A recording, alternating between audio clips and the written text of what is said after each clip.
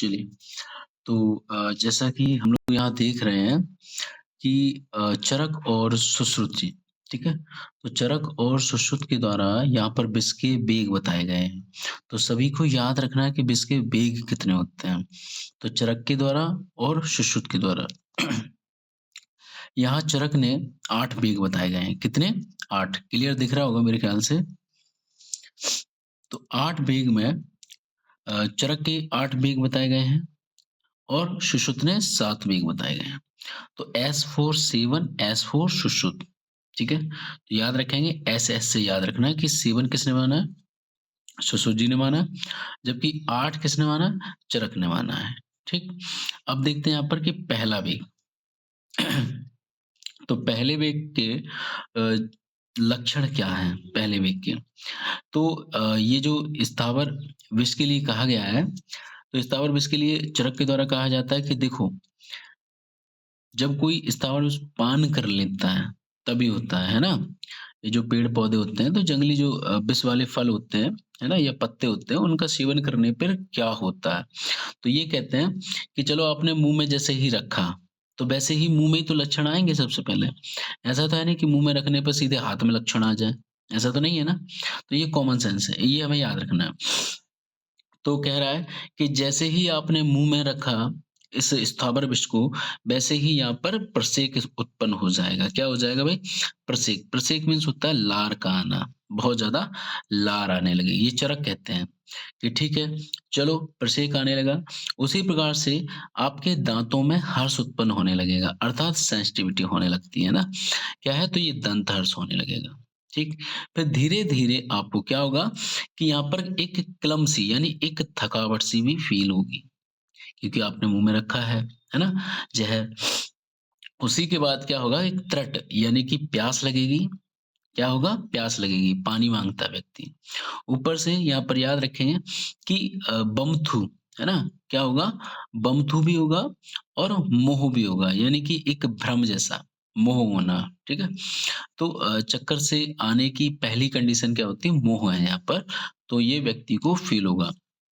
तो चरक के द्वारा हमें समझ में आ गया कि दाँतों में हर्ष होगा, प्रसेक, बार-बार लार आएगी और बहुत ज़्यादा प्यास लगेगी और क्लम होगा, थका हुआ सा रहेगा। अब यहाँ पर चलते हैं, एक इम्पोर्टेंट है कि कौन-सी धातु पर इफ़ेक्ट बहुत ज़्यादा मिलता है पहले। तो चरक के द्वारा याद रखेंगे रस दुष्टि। तो रस धातु की दृष्टि स्टार्ट होने लगती है। हमें पहले ही पता है कि पहली धातु हमारी कौन-सी है? रस धातु है। तो चरक के अकॉर्डिंग स्थावर विष के सेवन करने से पहले रस इफ़ेक्ट होगा, है ना? रस पर प्रभाव पड़ेगा। फिर कहा गया है कि सुश्रुत के द्वारा देखें, तो सुश्रुत भी वही कहते हैं कि देखो, जैसे ही आपने मुख के द्वारा उसका पान किया है, तो यहाँ पर जिह्वा, श्रावता, स्तब्ध, मूर्छा, श्वास ये आ जाएँगे आपके सामने। अर्थात जीभ कैसी हो जाएगी? काले रंग की हो जाएगी, स्याव रंग की हो जाएगी और एकदम जकड़ जाएगी, स्तब्ध हो जाएगी, टाइट हो जाएगी। प्लस श्वास और मूर्छा, अर्थात देखो, यहाँ पर मोह है चरक के द्वारा और सुश्रुत के द्वारा मूर्छा है।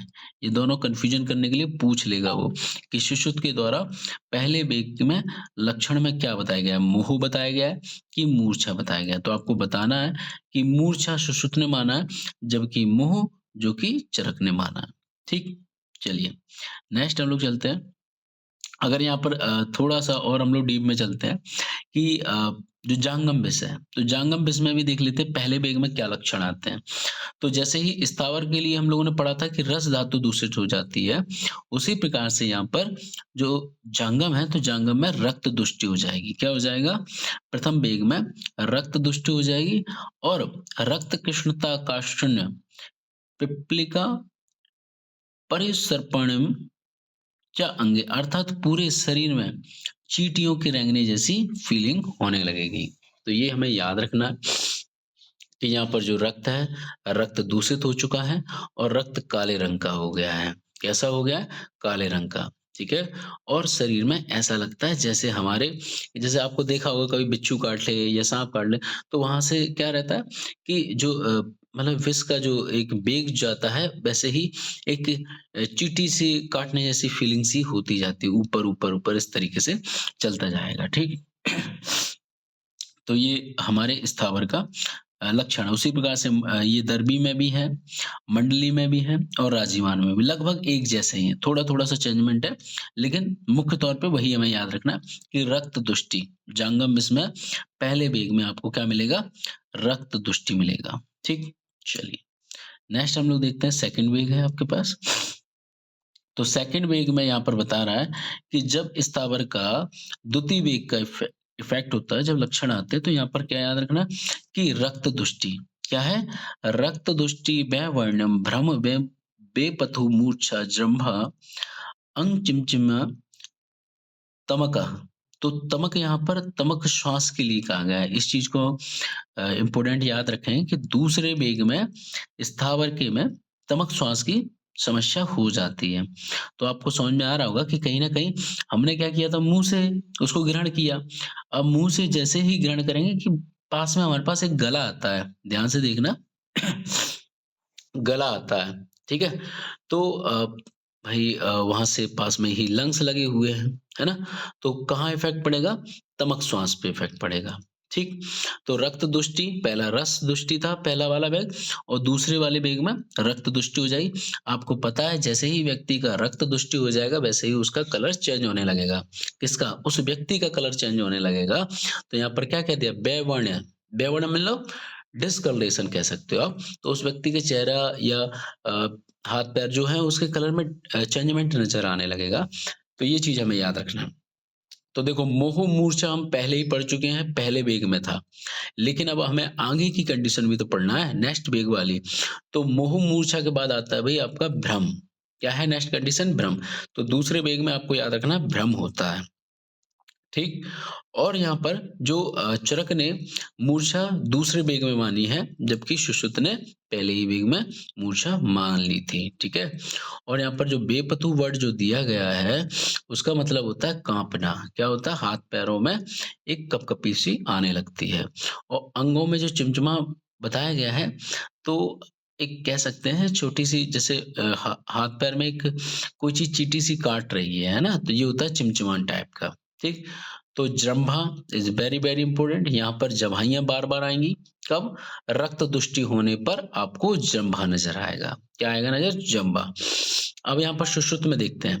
तो सुश्रुत कहते हैं कि देखो, सुश्रुत सीधे-सीधे यहाँ पर ले जाते हैं आमाशय में, ध्यान रखना। जबकि चरक ने अभी कोई ऑर्गन का नाम नहीं बताया है सेकंड में। लेकिन सुश्रुत के में स्पष्ट तरीके से ऑर्गन के नाम आते हैं कि पहले वेग में जिह्वा आएगी, दूसरे वेग में आमाशय आ जाएगा। क्या आ जाएगा भाई? आमाशय आ जाएगा। तो क्या बताएगा कि विषम आमाशय प्राप्तम अर्थात दूसरे वेग में यहाँ पर देखेंगे आप कि भई आमाशय में आपका विष पहुँच चुका है, ठीक है? बस ये कह रहा है पहुँच गया है। अब उसके बाद जो लक्षण आएँगे वो नेक्स्ट टाइम आएँगे अर्थात अगले वेग में आएँगे। अभी क्या हुआ है? हमने मुँह से ग्रहण किया, तो हाँ, जैसे ही हम मुँह से ग्रहण कर रहे थे, तो हमारी जीभ कैसी हो गई थी? काली हो गई थी, स्याह बढ़ के हो गई थी। लेकिन अब यहाँ पर क्या कह रहा है कि जैसे ही जीभ से थोड़ा नीचे उतरा कि वैसे ही कंठ में रुझा होने लगी, अर्थात यहाँ पर गले में क्या होने लगा? दर्द होने लगा। भई ये क्या है? ठीक है? तो कंठ रुझा होने लगेगा। क्या होने लगेगा? कंठ रुझा होने लगेगा। अब कंठ से थोड़ा नीचे भी तो उतरेगा, है ना? तो कंठ से जैसे ही नीचे उतरा कि वैसे ही हमारे रास्ते में हृदय पड़ा तो बोले कि यार हृदय वेदना भी हो रही। तो क्या नई बात है यहाँ पर? कोई नया नहीं है। जैसे ही वो विष का पान कर रहा था वैसे ही यहाँ पर क्या हुआ कि भई पहले वेग में जीभ स्याव हो गई, दूसरे में कंठ रुझा हुआ, कंठ के साथ-साथ पास में लगा हुआ है हृदय, तो हृदय में हल्की-सी वेदना हुई और हृदय में वेदना होते ही सीधे नीचे लगा हुआ हमारा स्टोमक, तो स्टोमक में जाके स्थित हो गया। कौन? सेकंड वाला वेग में विष, ठीक? तो विषम आमाशय प्राप्त हो, यहाँ पर आमाशय में प्रवेश कर गया वो। लेकिन लक्षण अभी उत्पन्न नहीं हुए, ध्यान रखना। लक्षण कहाँ-कहाँ हो गए हमारे?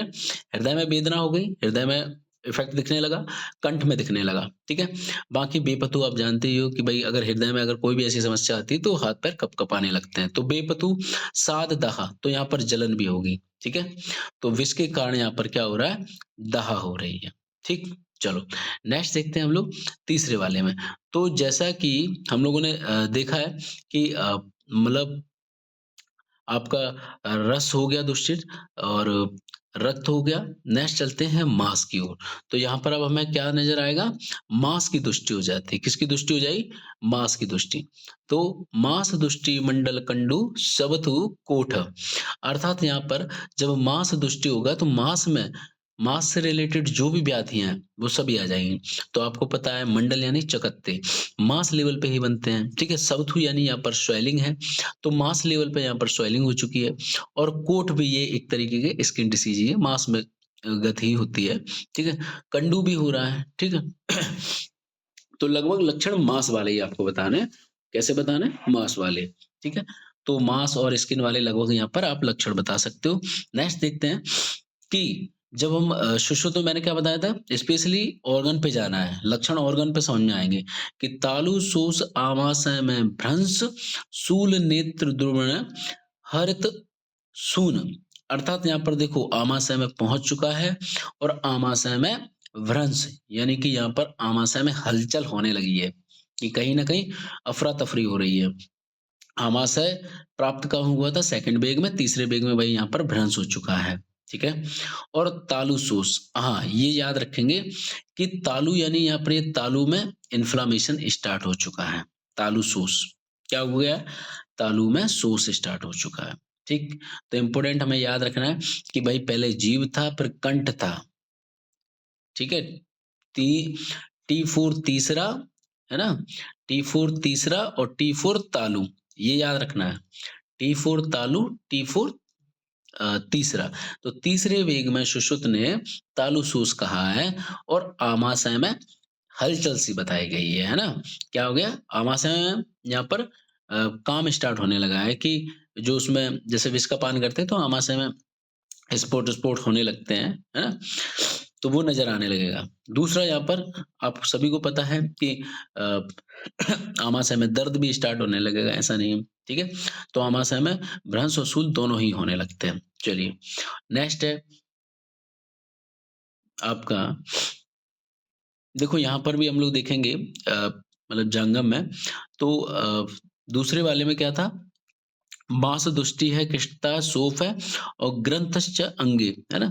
अर्थात यहाँ पर जो मांस है, ठीक है? तो मांस में क्या हो रहा है? मांसदुष्टि हो रही है, ऊपर से कृष्णता आ रही है, काला होता जा रहा है व्यक्ति और इन्फ्लेमेशन भी होता जा रहा है। प्लस ग्रंथियाँ जो अंगों में है ना, एक गठाने सी बनती जा रही हैं। अगर मांसदुष्टि होगा तो आपको पता है कि अंगों में क्या होगा? गठाने सी होने लगेंगी, ठीक? नेक्स्ट देखते हैं कि अ, चौथा वेग है, तो यहाँ पर देखेंगे कि सॉरी अ, हाँ, यहाँ पर जो तीसरे वेग में मांसदुष्टि हुआ था लेकिन जो अ, जांगम विष है, तो जांगम विष में हम सीक्वेंस से चले आ रहे हैं। कैसे? रक्त, है ना? सीधे रक्त से लिया है, रस से नहीं। जबकि जांगम में हमने कहाँ से लिया है? स्थावर हमने रस से लिया है। तो ये एक स्टेप आगे ही चलेगा। कौन-सा वाला? जांगम वाला। तो यहाँ पर मेद दृष्टि हमें याद रखना है कि तीसरे में मेद दृष्टि होती है, दंश क्लव तथा शिरो गौरव और स्वेदस्य चक्षु ग्रहण अर्थात यहाँ पर याद रखेंगे कि पसीना भी बहुत आएगा, है ना? और यहाँ पर सिर में बहुत ज़्यादा दर्द होगा। दंश क्लेदि मतलब जहाँ पर काटा गया है तो वहाँ पर एक चिपचिपापन सा होने लगेगा। तो समझ जाना कि भई ये मेद में पहुँच चुका है विष। कहाँ पहुँच चुका है? मेद में पहुँच चुका है। अर्थात आप सभी को पता है कि सिर में अगर पहुँच रहा है मतलब सिर में अगर गौरवता हो रही है तो कहीं न कहीं मेद तक विष पहुँच चुका है। ठीक? नेक्स्ट है चौथा।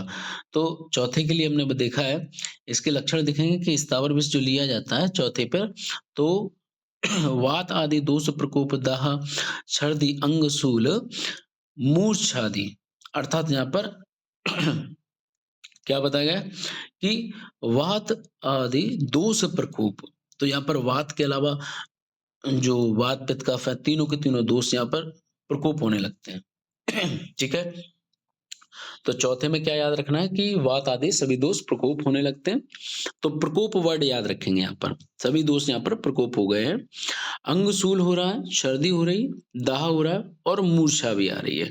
तो ये जो मूर्छा वर्ड है एक आपको चरक में दूसरे में मिलेगा, ठीक है? जबकि सुश्रुत में पहले वेग में मिलेगा, स्थावर में। और चरक में चौथे में भी मूर्छादि वर्ड मिलता है। क्या मिलता है? मूर्छादि, ठीक?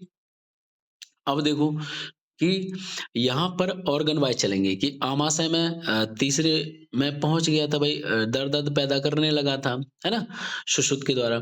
अब ये कह रहा है कि अब आगे के स्टेप चलते हैं कि बोले क्या कि आमाशय के बाद भैया हमारा पक्वाशय भी आता है। हाँ, बिल्कुल सही है कि आमाशय के बाद पक्वाशय आता है, तो पक्वाशय में जाके अब अटैक करेगा ये, है ना? तो पक्वाशय, आमाशय, तोद, हिक्का, श्वास, आंत्र, कुंजन, सिरोगौर। तो देखो ये कह रहा है कि पक्वाशय में जैसे ही गया कि वैसे ही वहाँ पर उसने तोद स्टार्ट कर दिया था। एक प्रिकिंग पेन जो होता है ना, सुई जैसी चुभना, ऐसा पेन स्टार्ट कर दिया। कहाँ पर? चौथे वेग में। स्टेप बाय स्टेप सुसुजी जा रहे हैं, बहुत अच्छा है। तो वैसे ही कहा कि देखो आमाशय, पक्वाशय, फिर आंत्र कुंजन, तो आंतें भी लगी हुई है ना पास में, है ना? तो आंतों में भी कुंजन स्टार्ट हो चुका है, ठीक? हाँ, ये याद रखना स्पेशल पॉइंट है कि चौथे में यहाँ पर एक हिक्का होने लगता है। क्या होने लगता है? हिचकी सी आने लगती है। तो ये इज़ वेरी, वेरी इंपोर्टेंट क्योंकि इससे रिलेटेड अक्सर क्वेश्चन पूछे जाते हैं कि हिक्का सुश्रुत के द्वारा कहाँ पर बताया गया है? तो आपको बताना है कि जब हमारे पेट और आंत में समस्या हुई थी, चौथे वेग में आंतों में कुंजन हुआ था, तब वो जाके गैस कैसे कैसे बयाँ करेंगे? हिक्का के द्वारा निकल रही थी, है ना?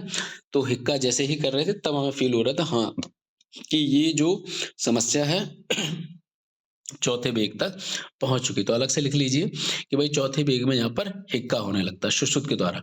जबकि चरक में छठवें वेग में हिक्का होती है। तो कहते हैं ना हिक्का-छक्का इस तरीके से। तो छठवें वेग में चरक के द्वारा हिक्का आने लगता है, ठीक है? तो जहाँ कन्फ्यूजन वहाँ क्वेश्चन।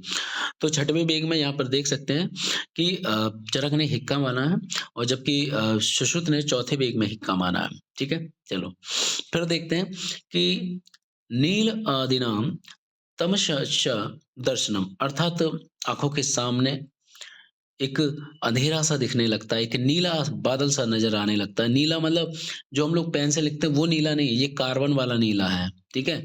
तो ऐसा नीला भैया इसमें काला और नीला हम पहचान नहीं सकते हैं, बहुत ज़्यादा डार्क ये नीला है, तो उस वो हमें दिखाई देने लगता है।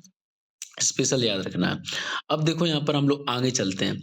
बोले कि आपने आत्र तक पहुँचा दिए, पक्वाशय तक पहुँचा दिए चौथे में ना।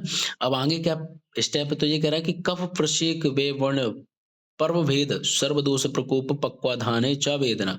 अब ये कह रहा है कि देखो, पहले तो हमने पक्वाशय में तोद किया था, बात समझना। लेकिन अब हम ऊपर वाली स्टेप चलेंगे। बोले क्या? पक्वाशय में वेदना भी तो करो, है ना? तो पक्वाशय में भाई सुश्रुत ने वेदना स्टार्ट कर दी। पहले तो सुई जैसी चुभ रही थी, लेकिन नेक्स्ट स्टेप में हमने क्या किया? उसमें वेदना स्टार्ट कर दी, ठीक है? तो ये याद रखेंगे। सर्वदोष प्रकोप सुश्रुत के द्वारा यहाँ पर 5वें में कहा गया है। कहाँ कहा गया है? 5वें में कहा गया है। जबकि वात आदि दोष प्रकोप कहाँ बताया गया है? चरक ने आपके चौथे में बता दिया है। तो ये बस याद रखना है। चौथे में सर्वदोष प्रकोप चरक मानते हैं, जबकि आपके 5वें में सुश्रुत मानते हैं, ठीक है? और कफ प्रसेक यानी कि मुँह से यहाँ पर भाई लार आ रही है, ठीक है? तो यहाँ पर 5वें में बताया गया है। तो 5वें से ऐसे याद रखना कि चरक कहते हैं कि 5वें में जो मतलब चारों तरफ आँखों के अंधेरा छाने लगा है। तम, तम मतलब अंधेरा, अंधकार। तो 5वें वेग में व्यक्ति की आँखों के सामने अंधेरा छाने लगता है और वहीं सुश्रुत के द्वारा क्या है कि पक्वाशय में पाफोर पी मतलब पाफोर 5 और पाफोर पक्वाशय में वेदना स्टार्ट होने लगती है। ठीक है? नेक्स्ट देखेंगे कि छठवां है सुश्रुत ने यहाँ पर 6वें वेग में क्या बताया? हिक्का बताया गया है। क्या बताया गया है? हिक्का बताया गया है। अच्छा, एक स्टेप और हम लोग देख लेते हैं यहाँ पर कि ये जो जांगम विषय है, तो जांगम विषय चौथा वाला जो वेग है, वहाँ पर कोष्टम कोष्टम अनुप्रवेश्य कफ प्रदान दोष दुष्टि तंद्रा प्रशीक संधि विश्लेष इज वेरी वेरी इंपॉर्टेंट कि संधि विश्लेष कहाँ बताया गया? तो चौथे वेग में आपको संधियों में विश्लेष नजर आने लगता है, अर्थात जो संधियां हैं वो ढीली होने लगती हैं, ठीक है? अगर आप खड़े भी होंगे तो खड़े होने की स्थिति में नहीं रहोगे, आप गिर जाओगे क्योंकि आपकी संधियों में विश्लेष होने लगा है। और देखो कोष्ठ में प्रवेश करने लगा है। ये एक-एक ऑर्गन में इंटरनल प्रवेश करने लगा। तो कोष्ठ अनुप्रवेश किसके लिए कहा गया है? चौथे वेग के लिए कहा गया है क्योंकि मैंने चौथे वेग में क्या-क्या पढ़ाया? पक्वाशय, अमाशय दोनों पढ़ाया ना? ये क्या है? कोष्ठ ही तो है। तो बस उसी प्रकार से यहाँ पर जंगम भी भाई कोष्ठ में प्रवेश कर रहा है, कोई नई चीज़ तो नहीं बता रहा है भाई। हाँ, कुछ नया है तो ये है संधि विश्लेष इज़ वेरी, वेरी इम्पोर्टेंट। संधि विश्लेष किस में कहा गया है? आपके चौथे वेग में कहा गया है, ठीक? फिर नेक्स्ट देखते हैं यहाँ पर 5वें में कि अ, हम लोग रस, रक्त, मांस, मेद, अस्थि, मज्जा इस तरीके से चल रहे थे। तो मेद है ना? रस, रक्त, मांस, मेद, मेद के बाद क्या आया था हमारे पास? अस्थि। तो 5वें वेग में भाई अस्थि याद रखेंगे, ठीक है? क्या याद रखेंगे? अस्थि। तो तीसरे में मेद और चौथे में क्या था?